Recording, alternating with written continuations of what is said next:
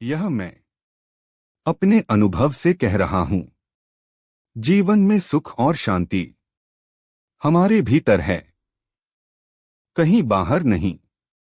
हम पूरे जीवन सुख की तलाश में भागते रहते हैं, कभी वस्तुओं के पीछे, कभी रिश्तों के पीछे, कभी पद, प्रतिष्ठा और पहचान के पीछे।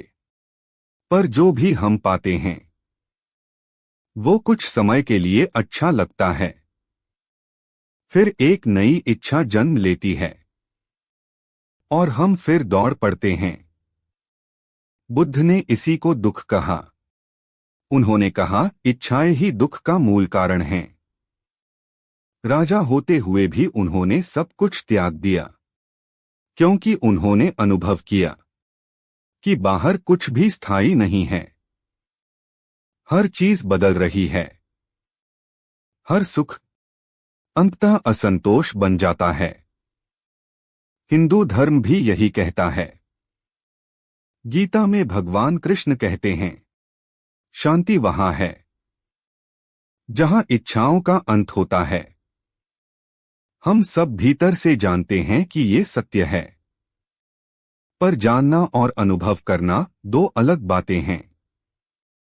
आज अगर हम थोड़ा रुकें, थोड़ा ठहरें और ध्यान से अपने भीतर देखें, तो शायद हमें भी वही सत्य दिखे जो बुद्ध ने देखा, जो योगियों ने अनुभव किया।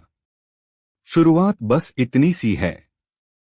हर दिन 10 या 20 मिनट अपने लिए निकालिए, अपने मतलब अपनी आत्मा के लिए।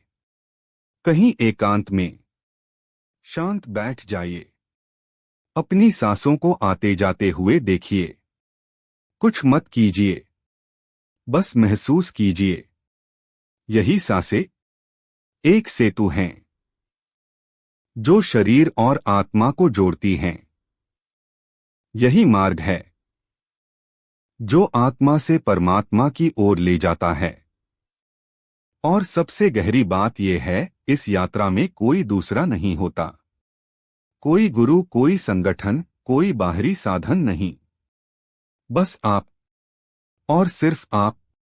बुद्ध ने कहा था, अप्पदीपो भव। स्वयं अपना दीपक बनो। जब आप भीतर उतरते हैं तो सब कुछ धीरे धीरे स्पष्ट होने लगता है। दुनिया के सारे धर्म, सारे ग्रंथ आखिरकार आपको आप तक ही तो लाते हैं।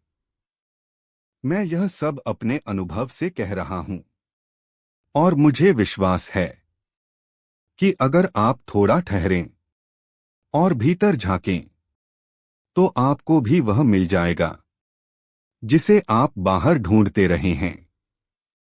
आप ही अपनी मुक्ति का मार्ग हैं। आप ही अपने स्वयं के दीपक हैं।